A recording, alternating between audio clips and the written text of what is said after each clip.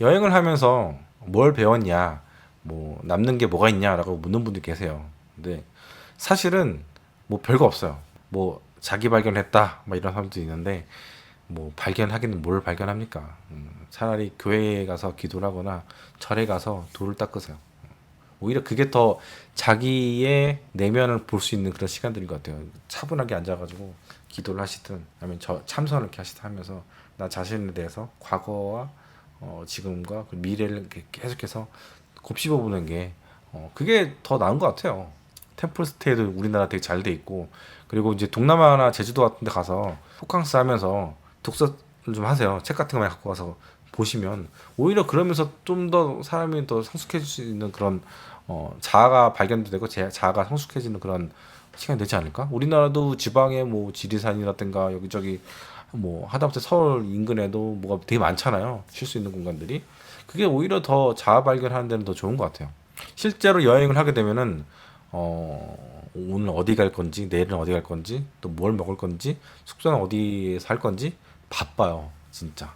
그리고 또 동행이 있으면은 서로 맞춰줘야 되는데 그게 또 어떻게 보면은 돌을 닦는 거니까 진짜 오히려 나 자신을 발견한다기보다는 정신없는 거죠, 더 진짜. 같이 여행을 하게 되면 나의 평정심이 깨지게 되는 거니까. 근데 저는 그런 게 있어요. 주식을 하는 사람 입장에 볼 때는 세계 여행이 필요할 수도 있겠다. 제가 2015년 이후로 중국을 굉장히 많이 갔었거든요. 이게 한국 주식을 접게 된 가장 큰 동기였어요.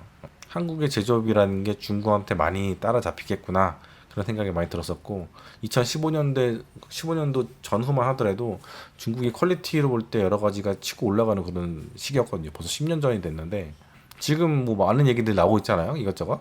이게 이제 드론이 330만 원짜리예요. 2021년도에 샀었는데 제가 얘랑 같이 여행을 시작을 했어요. 벌써 얘도 저랑 같이 여행을 다닌 게 이제 1000일 정도가 됐는데 얘는 고장이 안 나요. 제가 한번 조종을 잘못해가지고 안개 속에서 착륙하다가 나무에 걸려서 떨어진 게 있었거든요. 지지난주 아마 영상이었던 것 같아요. 근데 그거 빼고는 100%다 제가 날린 곳으로 리턴 투 홈을 합니다. 진짜 쓰면 쓸수록 정말 대단하다는 느낌이 들고 화질도 진짜 엄청나게 좋습니다. 진짜 이놈 진짜 무서운 놈이에요, 무서운 놈. 중국 하이테크 기술의 뭐랄까 한 예라고 볼 수 있을 것 같고, 근데 이가 4년 전 기술이란 말이야. 4년 전 기술. 지금은 더 진일보했죠. 근데 요즘은요, 저 친구보다 이 친구를 더 많이 써요. 저 친구는 너무 커가지고 부담스러울 때가 있단 말이야. 특히 이제 도시라든가 좀 조용하게 날려야 될 곳들, 그럴 곳들 날릴 때는 저 친구가 소리가 우웅 하고 크기 때문에 상공 150m, 200m에서도 소리가 들릴 정도예요. 그러니까 스텔스로 날리기에는 좀 부담스럽죠. 근데 이 친구가 화질도 나쁘지도 않고 조용하고 가격도 180만, 한국에서는 150만 정도면 팔 텐데 여기는 중남미니까 좀 비싸거든요. 그나마 파나마니까 180만 샀지, 이 사람은 한 250만 줘야 돼요. 여기 중남미에서도. 아마 제가 유라시아 대륙으로 가게 되면 러시아라든가 뭐 유럽의 작은 마을 이런 데서 드론 날리게 되면 이 조용한 드론 외에는 날릴 수가 없어요. 저 큰 드론을 못 날리거든요. 그래서 지금도 굉장히 잘 날리고 있고, 물론 저 큰 드론은 산간 지방에 바람이 엄청나게 많이 부는 곳이든 그런 데서 이제 날리기는 딱 좋죠. 그래서 두 개를 갖고 다니면서 세계 여행을 하게 될 것 같고, 제 여행 자체가 이제 스토리텔링이 없는 그런 여행이다 보니까 이런 영상미라도 열심히 해야지 사람들이 보지 않을까, 그런 생각 때문에 이렇게 드론 여행을 지금 하고 있는 그런 상황이에요. 근데 요는 뭐냐면 진짜 중국 기술이 어마어마하다는 거. 이것도 2년 된 드론이고 지금은 또 훨씬 더 기술이 많이 좋아졌겠죠. 2015년도만 하더라도요, 중국이 IT도 상당히 많이 치고 올랐었어요. 지금은 뭐 한국을 완전히 앞질렀죠. 지금 AI 기술만 하더라도 글로벌 탑 2가 미국이랑 중국이잖아요. 일부 필드에서는 중국이 미국을 앞지르는 AI 분야도 있는 것도 사실이고, 아무튼간에 제가 직장 생활하면서도 1년에 한 40일 정도는 해외에 있었어요. 설날이라든가 5월달에 연휴 있죠. 그리고 추석 때는 무조건 해외에 나가서 한 2주씩 있었어요. 그러다 보니까 40일 정도 해외에 있게 됐었고, 그러면서 진짜 많이 보고 다녔어요. 그게 어떻게 보면 투자에 대한 글로벌 감각을 좀 보게 만드는 요인인 것 같아요. 저는 뭐 정치적인 그 진영 논리 이런 것들은 투자에 있어서 굉장히 독이다, 망하게 하는 지름길이다, 이렇게 생각하거든요.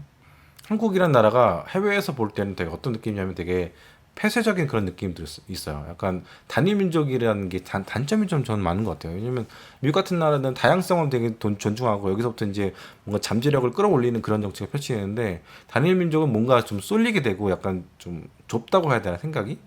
문화적으로도 폐쇄적일 수 있고 그리고 인종적으로도 굉장히 폐쇄적이죠. 왜냐면 지하철에 외국인들 한 명 타면은 사람들이 다 외국인들을 본다고 외국인들이 불평하잖아요. 시선을 다 받는다고.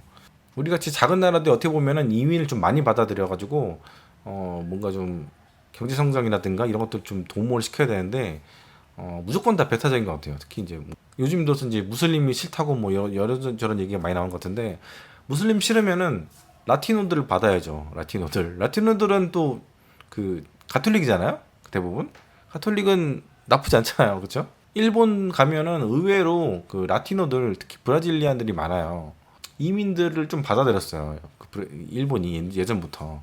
여기 이제 브라질에 일본인 이민자가 200만 명이거든요. 브라질 오시면은 브라질 사람들이 되게 일본인들 좋아하는구나. 되게 친 1위구나. 그런 걸 느낄 수가 있어요. 덕분에 저도 이제 다른 중남미 국가 여행을 하게 되면 치노 소리 듣거든요. 되게 듣기 싫은 얘기예요. 약간 비아냥하는 소리거든요. 흑인들이 되게 많이 치노 한단 말이에요. 근데 그런 소리를 듣다가 여기 와서는 자포네즈 그런 얘기 들어요. 그러면 그래도 조금 좋은 이미지니까 일본 사람들 좀 덕을 본다고 해야 되나?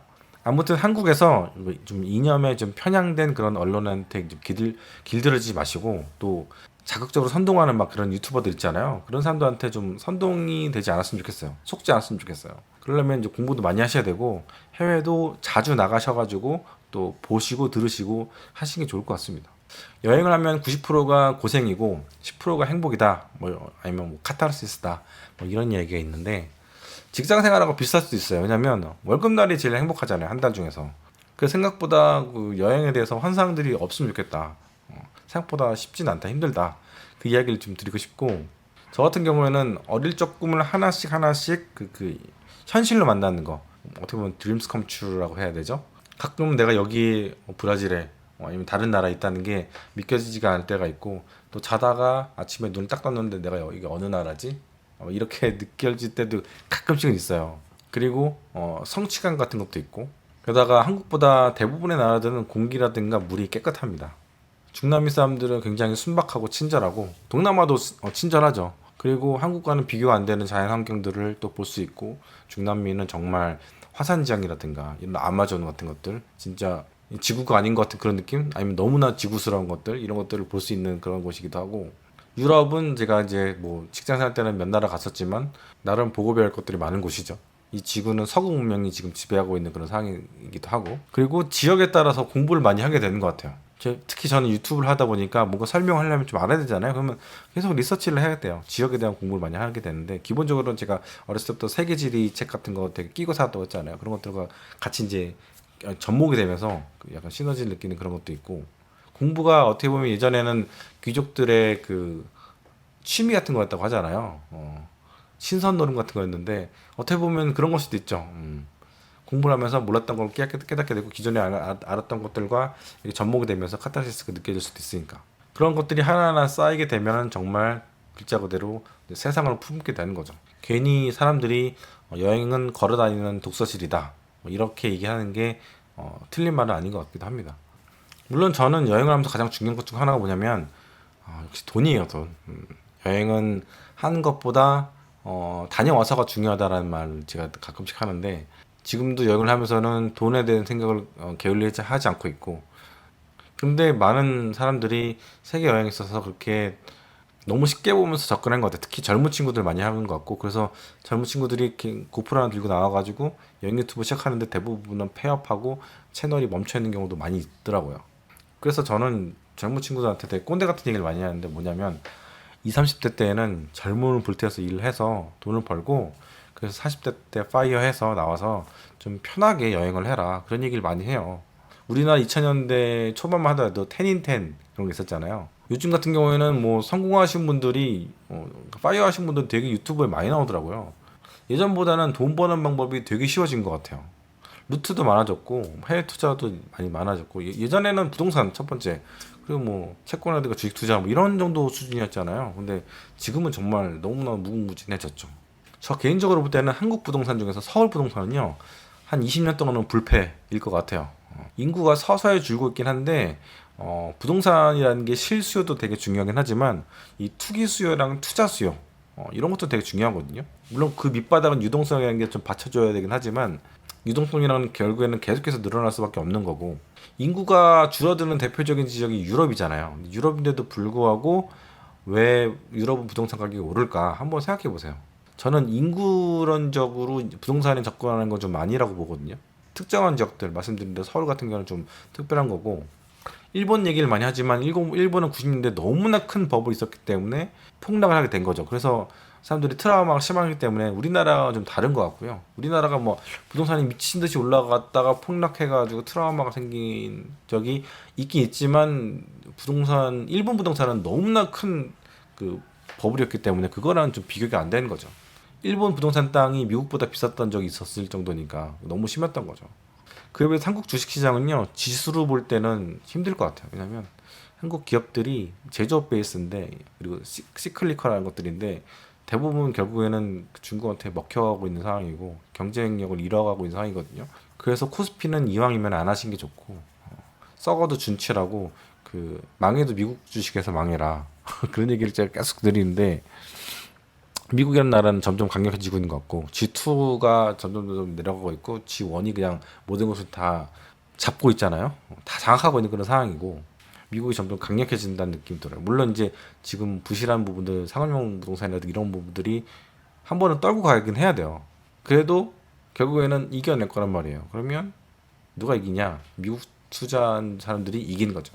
망해도 미국에서 망하는 게 낫다. 내 돈은 미국으로 먼저 이민 보내는 게 낫다. 그렇게 말씀을 드린 겁니다. 1시간 넘게 여행 얘기하다가 결국은 주식 얘기로 이제 끝나버리게 됐는데 앞으로 이제 거의 8년 정도가 남은 여정이거든요. 와, 진짜 그럼 얼마야 지금 2024년이니까 2032년이 끝날 것 같은데 남은 여정도 함께 해주시면 감사드리겠고요. 저도 빨리 몸 건강해져서 제대로 된 컨디션으로 또 세계로 향한 여정을 진행하도록 하겠습니다. 감사합니다.